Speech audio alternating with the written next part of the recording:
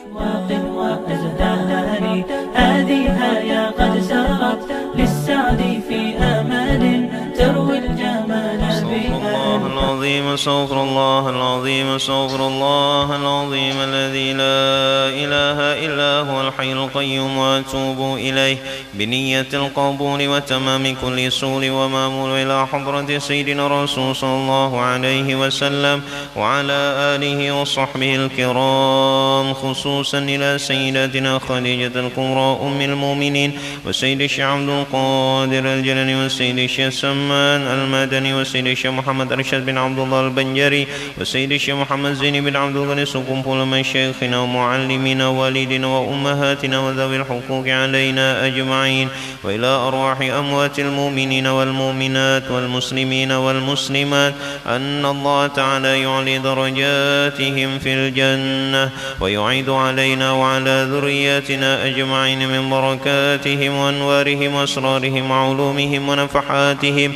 وخصوصياتهم وكراماتهم في الدين والدنيا والآخرة. ونوينا التعلم والتعليم والتذكر والتذكير والنفع والانتفاع والإفادة والاستفادة والحث على التمسك بكتاب الله وسنة رسوله والدعاء إلى الهدى والدلالة على الخير وابتغاء وجه الله ورضاه وقربه وثوابه سبحانه وتعالى على هذه النية وكل نية صالحة. وإلى حضرة النبي الفاتحة. أعوذ بالله من الشيطان الرجيم. بسم الله الرحمن الرحيم. الحمد لله رب العالمين الرحمن الرحيم مالك يوم الدين إياك نعبد وإياك نستعين اهدنا الصراط المستقيم صراط الذين أنعمت عليهم غير المغضوب عليهم ولا الضالين آمين. السلام عليكم ورحمة الله وبركاته. الحمد لله رب العالمين الذي أنعم علينا بأنواع النعم ولطائف الإحسان وفضلنا على سائر خلقه بتعليم العلم والبيان، والصلاة والسلام على حبيبك ورسولك سيدنا محمد المبعوث بخير الملل والأديان وعلى آله وأصحابه بدور معالم الإيمان وشموس عوالم العرفان. سبحانك لا علم لنا إلا ما علمتنا إنك أنت العليم الحكيم، وتب علينا إنك أنت التواب الرحيم. العزيز العليم عدد كل حرف كتب ويكتب أبد الآبدين ودهر الداهرين، رضي الله عنا وعنكم وعن جميع المسلمين. ومن التعظيم الواجب، karena kita duduk di majelis ilmu, hendaknya kita mempunyai tentang bagaimana adab kita kepada ilmu yang kita dengar. Wa minat ta'zimil wajibi alla yamuddar rijla ilal kitab, dan daripada salah satu adab atau cara mengagungkan ilmu yang wajib bahwa janganlah seseorang tersebut memanjangkan kakinya kepada kitab. Nah, seandainya kitab di muka lalu kakinya dipanjangkan ke depan, bahunjur jarang Banjar. Nah, itu bahunjur ke muka. Baik itu kitab baik itu kitab apapun pelajarannya, fikih, tasawuf dan lain sebagainya, hadis, lebih-lebih lagi Al-Quran. Jadi termasuk tidak beradab kita kalau membaca Al-Quran itu kaki bahunjur ke muka. Nah, ini termasuk daripada adab membaca kitab. Lebih-lebih lagi Al-Quran. Alla yamuddar rijla ilal kitab, jangan memanjangkan kaki ke arah kitab, artinya jangan bahunjur. Li'anna fihi nau istihqar, karena di dalam cara seperti itu termasuk daripada bagian-bagian yang merendahkan dengan kitab tadi. Nah, itu jadi dengan ta'zim, mengagungkan kepada kitab tersebut. Wa yadha'u kutubat tafsiri fauqa sairil kutubi ta'ziman, dan hendaknya kita meletakkan kitab tafsir seandainya punya beberapa kitab Kitab tafsirlah yang paling atas di atas seluruh kitab-kitab tajwid. Al-Qur'an di atas kitab tajwid, di atas kitab-kitab yang lainnya, maka tafsirlah yang paling atas. Di atas tafsir hanya ada satu, yaitu Al-Qur'an. Kemudian derajat keduanya hadis dan kitab-kitab lainnya. Nah, itu. Jadi Al-Qur'an paling atas, paling mulia. Wala yadha'u 'alal kitabi syai'an akhar, dan di antara adabnya lagi tidak boleh meletakkan di atas kitab itu akan sesuatu yang lain. Nah, ini tanpa ada uzur, kecuali tadi yang bahunjur tadi karena memang uzur kaki beliau karena daripada sudah uzur karena umur, karena penyakit, maka itu bukan termasuk daripada menghinakan karena memang kada mampu lagi karena uzur. Kalau dalam keadaan normal maka termasuk daripada su'ul adab, artinya kurang beradab kita. Dan sebagian daripada adab lagi yang harus dijaga, tidak boleh meletakkan di atas kitab itu benda yang lain. Benda yang lain daripada yang lain itu daripada tinta, daripada gelas misalnya. Nah, ini membaca kitab sambil membaca Al-Qur'an, sambil minum kopi, lalu gelasnya diandak di atas Al-Qur'an atau di atas kitab tadi, maka ini juga termasuk su'ul adab, kurang adab kepada kitab tadi. Li'anna fihi istihqarun fihima, karena itu juga termasuk daripada penghinaan kepada kitab tersebut. Wa kana ustadzuna Syekhul Islam, dan adalah kata beliau guru kami Syekhul Islam Burhanuddin. Beliau menceritakan daripada guru-guru beliau bahwasanya anna faqihan kana wada'al mihbarah 'alal kitab. Ceritanya ada seorang alim, ada seorang ahli fiqih yang meletakkan tempat tinta di atas kitabnya. Maka berkatalah Syekh tadi kepada orang ahli fiqih tadi dengan bahasa Farisiyah, burniyabi, artinya la tajidun naf'a min kitab min ilmi, engkau tidak akan mendapatkan kemanfaatan daripada ilmu engkau. Nah, jadi kita belajar agama ini sedikit pun hati-hati karena tergantung kepada adab. Bu'istu li utammima makarimil akhlak, aku kata Rasulullah diutus untuk menyempurnakan akhlak dan adab. Makanya dikatakan al-adabu fauqal ilmi, adab itu di atas ilmu. Kalau hendak ba'alim aliman, iblis sudah yang alim, bukan kita. Tapi iblis ini satu kekurangannya, meskipun alim, ahli ibadah, hebat orangnya luar biasa, akan tetapi satu kekurangannya tidak mempunyai akhlak dan adab. Kada tapi ba'adab. Nah, itu kada ba'adab, akhirnya gugurlah dia ke dalam laknat Allah Subhanahu wa taala. Akan tetapi sebagian ulama mengatakan boleh aja meletakkan sesuatu di atas kitab itu kalau tujuannya tidak untuk menghinakan, seperti kita membaca Al-Qur'an, karena memang ada kipas, jadi mungkin terbolak-balik terus halamannya, jadi kita letakkan misalnya di atasnya polpen atau botol minyak harum yang kecil untuk menutupi supaya tidak terbalik, maka itu tidak termasuk daripada menghinakan benda atau kitab tersebut karena memang ada uzur. Akan tetapi dalam keadaan normal tanpa uzur maka hendaknya dihindari, dan itu pun khilaf antara ulama. Jadi untuk lebih waraknya hendaknya kita menghindari daripada keburukan-keburukan adab tersebut, keburukan-keburukan pekerjaan tadi. Wa minat ta'zimi alla ayyujawwida kitabatal kitab wa la yuqarmit, dan daripada menta'zim kepada kitab itu bahwasanya menta'zim kepada ilmu itu jangan dia menulis sembarangan. Nah, itu menulis ilmu hendaknya dengan tulisan yang baik. Wala yuqarmit, jangan menulis terlalu kecil. Karena kata Imam Abu Hanifah radhiyallahu taala apabila diberikan umur panjang maka kita akan menyesal. Sudah mata kada tapi melihat lagi banyak catatan ternyata, akan tetapi catatan tadi kehalusan.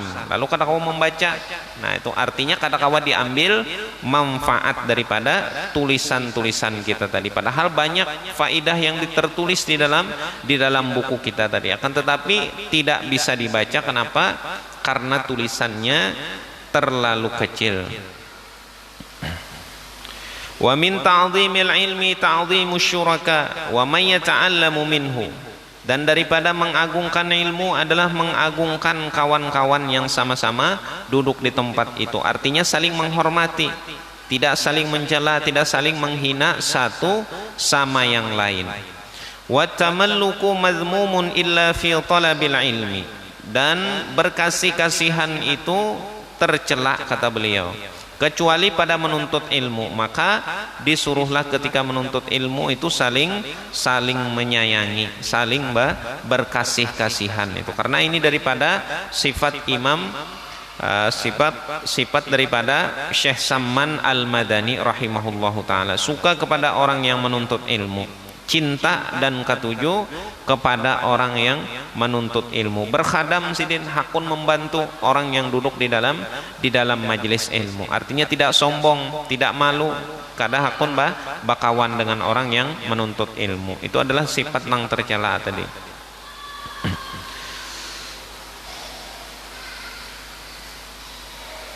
Wa yanbaghi li talibil ilmi ay yastami'al ilma wal hikmata bit ta'zim wal hurmah. Dan selain daripada kepada kitab dan bukunya tadi, adalah bagi kita yang duduk di majelis ilmu itu bahwa mendengarkan ilmu dengan mengagungkan dan menghormati ilmu yang disampaikan.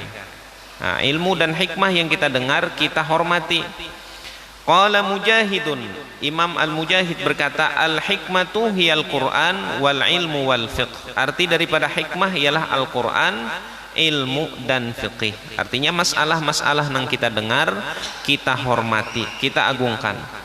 Wa in sami'a, sampai kata beliau apa? Wa in sami'a mas'alatan wahidatan wa kalimatan wahidatan alfa marratin qila man lam yakun ta'zimuhu ba'da alfi marratin ka ta'zimihi fi awwali marratin falaysa bi ahlil ilmi.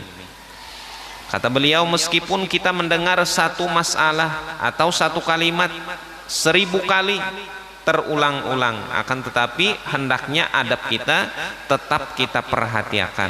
Jadi itu adalah sifat daripada orang yang cinta kepada ilmu. Artinya kadang bila sudah mendengar sekali, oh ini sudah tahu sudah, nah, lalu kadang mendengari lagi, itu bukan daripada sifat orang yang cinta kepada ilmu, kata beliau.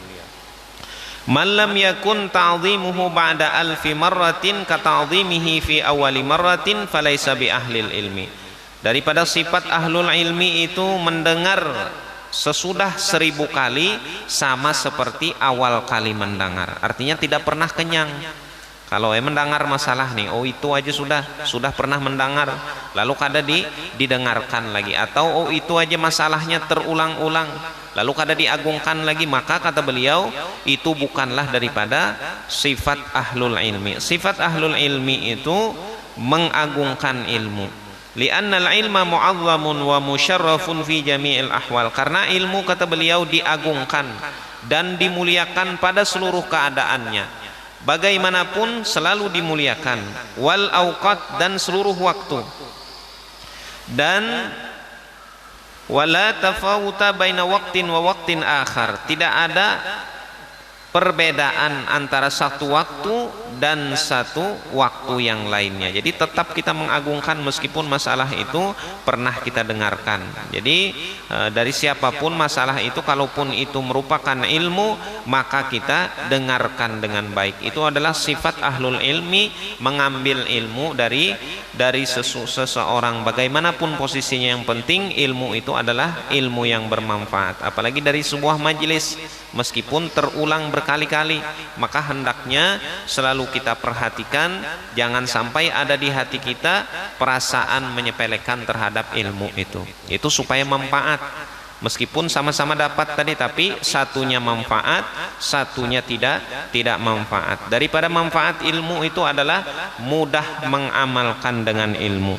Sia-sia kita mendengar ilmu siang malam 24 jam kita catat dan hafal tetapi tidak diamalkan, maka berarti ilmu yang kita dengarkan itu tidak ada manfaatnya. Babu sujudus syukri, bab membahas tentang sujud syukur. Kemarin sudah membahas tentang sujud tilawah. Kemudian pembahasan selanjutnya tentang sujud syukur.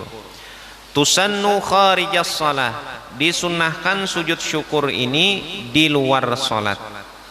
Wala yajuzu ayyasjudaha dakhilas shalah, dan tidak boleh sujud syukur di dalam salat. Ketika sembahyang kada bisa. Wa asbabuha arba'atun, dan sebab-sebab sujud syukur itu ada 4. Yang pertama adalah hujumu ni'matin, ketika dapat kenikmatan dari Allah Subhanahu wa taala. Laha wa'un min haitsu la yahtasib, akan tetapi kenikmatannya ini dikatakan oleh para ulama daripada kenikmatan yang kada disangka-sangka. Sawa'un kana zahiratan kahudutsi waladin, sama ada kenikmatan itu dalam keadaan zahir seperti dapat keturunan, dapat anak, dapat cucu dan lain sebagainya. Wa qudumi ghaibin, atau kedatangan orang yang lama hilang, atau orang yang lama tidak kita temui lalu bertamu orang yang sudah kita cari-cari. Wa syifai maridin, ataupun diberikan kesembuhan kepada orang yang sakit di antara kita. Jadi dokter ini garingnya sudah luar biasa, komplikasi, rasa kada mungkin sembuh, ternyata Allah Ta'ala berikan kesembuhan, lalu kita sujud syukur karena ini merupakan nikmat yang tidak disangka-sangka. Ambaltinah, atau nikmat batin selain daripada nikmat zahir, kahudusi ilmin lahu, seperti dapat ilmu. Ini merupakan sesuatu yang harus kita syukuri juga. Aulinahwi waladihi, atau mendapatkan ilmu si anak tadi, lalu kita bersyukur kepada Allah Subhanahu wa taala. Jadi dalam mazhab kita Imam Syafi'i rahimahullahu taala sunat sujud syukur ini. Nah, itu karena mungkin kita mendengar di media sosial, misalnya di YouTube, ada yang mengatakan tidak ada sujud syukur. Jadi kita harus teliti dulu mazhab apa itu. Karena dalam YouTube kan mazhab macam-macam. Ada yang Syafi'i, ada yang Maliki, ada yang Ahmad bin Hambal, ada yang mazhab Abu Hanifah rahimahullahu taala. Nah, itu jadi masing-masing. Kalau menurut mazhab kita Syafi'i, Imam Asy-Syafi'i rahimahullahu taala merupakan sunnah sujud syukur ini, karena merupakan daripada riwayat-riwayat yang kuat juga, dan mempunyai syarat-syarat sama seperti syarat yang ada di dalam salat. Sama syaratnya, misalnya syarat di dalam sembahyang apa? Takbiratul ihram ada, kemudian menutup aurat, kemudian apalagi syaratnya harus suci. Kemudian syarat yang lain lagi apa?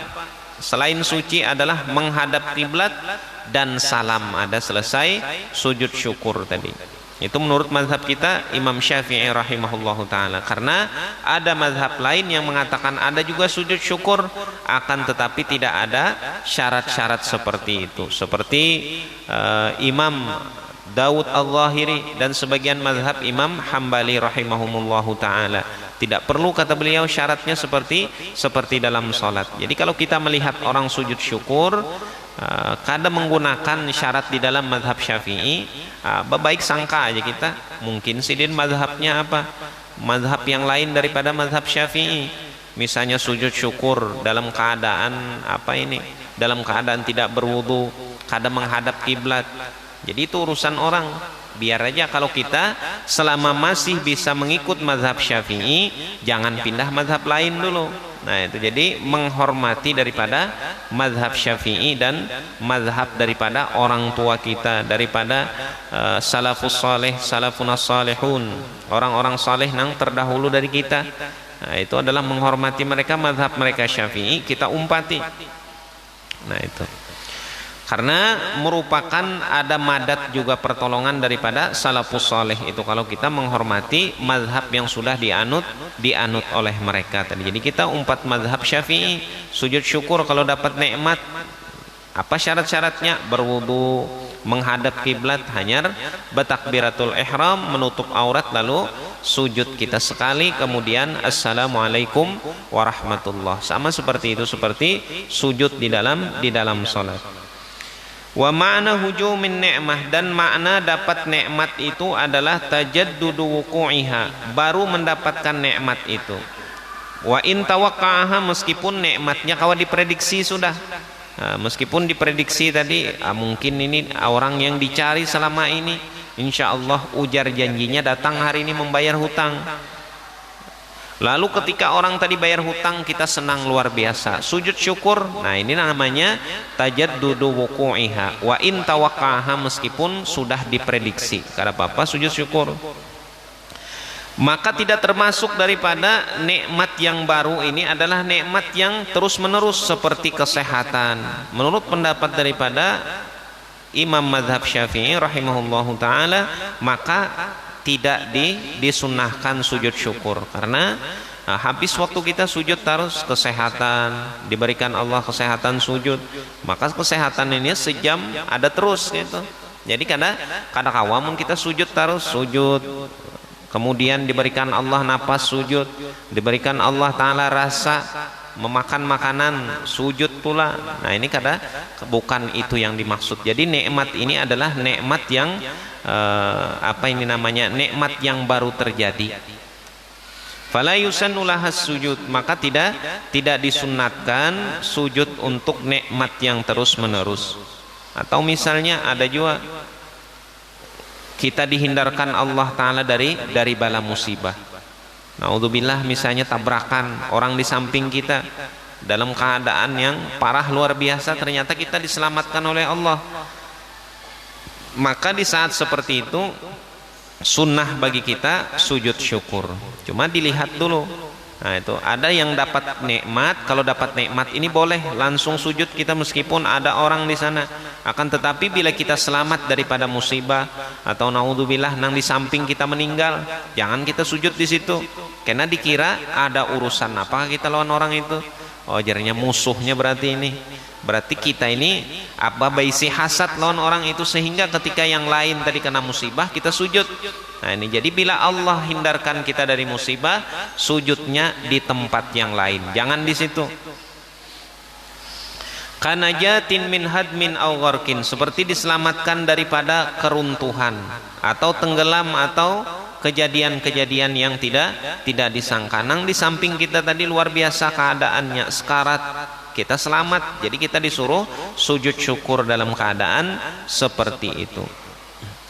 Ru'yatu mubtalan, atau melihat orang yang kena bala musibah di badannya, fi badanihi au fi aqlihi, pada badannya. Misalnya orang ini dapat musibah di badannya tadi, atau pada akalnya, atau sesuatu yang dianggap fi ma yu'addu naqsan fi kamalil khilqah, atau sesuatu yang dianggap kurang pada ciptaan Allah Subhanahu wa ta'ala, pada bawaan mulai lahir, maka boleh itu. Akan tetapi cacat di dunia ini belum tentu cacat di akhirat, karena itu adalah cacat di dunia aja. Jadi memang bagi kita yang diberikan kesempurnaan oleh Allah Subhanahu wa ta'ala, sunnah sujud syukur. Tapi bagi yang dapat bala tadi, kekurangan tadi, tidak perlu merasa berkecil hati, karena di dalam Al-Quran disebutkan ada orang yang berkata, qala rabbi lima hasyartani a'ma wa qad kuntu basira. Wahai Allah, kenapa pian bawa ulun, nah ini pian datangkan ulun pada hari kiamat ini dalam keadaan buta, wa qad kuntu basira, sedangkan dulunya aku di dunia dalam keadaan sehat saja, dalam keadaan melihat. Kenapa di akhirat ini dijadikan buta oleh Allah Subhanahu wa ta'ala? Disebutkan di dalam Al-Quran, karena datang ayat-ayat Allah akan tapi tidak diperdulikannya. Wa kadzalikal yauma tunsa, oleh sebabnya pada hari ini engkau dilupakan juga oleh Allah Subhanahu wa ta'ala. Datang ayat-ayat Allah, datang kebaikan-kebaikan, diberikan kesehatan, diberikan umur yang panjang, diberikan rezeki yang luas, akan tetapi tidak dimanfaatkan untuk hal-hal yang baik. Ini bisa menjadikan kita nanti naudzubillah dikumpulkan Allah Ta'ala di hari kiamat tadi dalam keadaan buta. Jadi yang sempurna di dunia jangan jangan berbangga dulu. Kalau kesehatan dan kesempurnaan tadi tidak bisa digunakan dalam hal-hal yang bermanfaat tadi. Bisa jadi kaki yang sempurna, tangan yang sempurna, tapi tidak pernah dilangkahkan ke masjid. Naudzubillah, bisa jadi di hari kiamat nanti datang ke padang mahsyar dalam keadaan kaki yang cacat. Kenapa? Karena batis tadi kada pernah digunakan ke masjid, kada pernah digunakan untuk hal-hal yang baik, akan tetapi kaki tadi digunakan untuk hal-hal yang dibenci oleh Allah Subhanahu wa taala. Banyak aja yang mempunyai kekurangan di dunia, seperti Imam Haddad rahimahullahu taala. Imam Haddad ini buta, akan tetapi berapa puluh kitab karangan Sidin, 2-30 banyak kitab daripada karangan Imam Al-Haddad rahimahullahu ta'ala. Padahal orangnya buta. Kalau kita ini buta kada kau apa-apa, kalau Imam Al-Haddad rahimahullahu ta'ala buta, tapi kitab karangan Sidin banyak, tabal-tabal kitabnya. Nah, itu Imam Al-Haddad rahimahullahu ta'ala.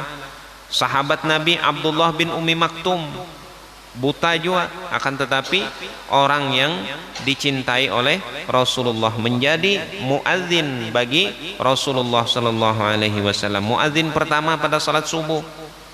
Padahal dulu tidak ada listrik, tidak ada sintar, tidak ada yang lain sebagainya. Bagaimana beliau ke masjid? Nah, itulah Allah Ta'ala berikan kekuatan, Allah Ta'ala berikan keinginan. Ketika keinginan tadi kuat, maka meskipun dalam keadaan zahirnya penuh kekurangan, tapi kawa aja tulak. Nah, kita ini sentar ada, kendaraan ada, listrik hidup, kemudian fasilitas lainnya lengkap, kaki lengkap dan lain sebagainya, mata tidak buta, tidak tuli telinga. Kan tetapi kada hakun tulak tadi. Nah, ini namanya ama yang hakiki, ini ama yang sebenar-benarnya, buta yang sebenar-benarnya seperti ini, karena tidak bisa memanfaatkan daripada anugerah yang diberikan oleh Allah Subhanahu wa taala. Kalau kita bingung mendengar orangnya buta tapi rajin ke masjid 5 waktu 24 jam selalu bisa hadir ke masjid 5 waktu kawat harus tulak. Padahal orangnya buta. Azan lagi azan pertama di zaman Rasulullah itu sebelum azannya Sayyidina Bilal bin Rabah. Kalau Sayyidina Bilal bin Rabah ini azan yang kedua, kalau Abdullah bin Ummi Maktum ini azan yang pertama. Nah, itu azan yang pertama, subuh yang pertama, itu membangunkan untuk salat tahajud beliau ini. Wala yudhiruha lahu, akan tetapi sujudnya ini tidak menampakkan bagi orang yang kena bala tadi. Wa yustahabbu ayyatiya bid-du'ail warid, dan disunnahkan kita membaca doa yang telah diriwayatkan daripada Imam At-Tirmidzi rahimahullahu taala, daripada hadis Rasulullah sallallahu alaihi wasallam. Apa doanya?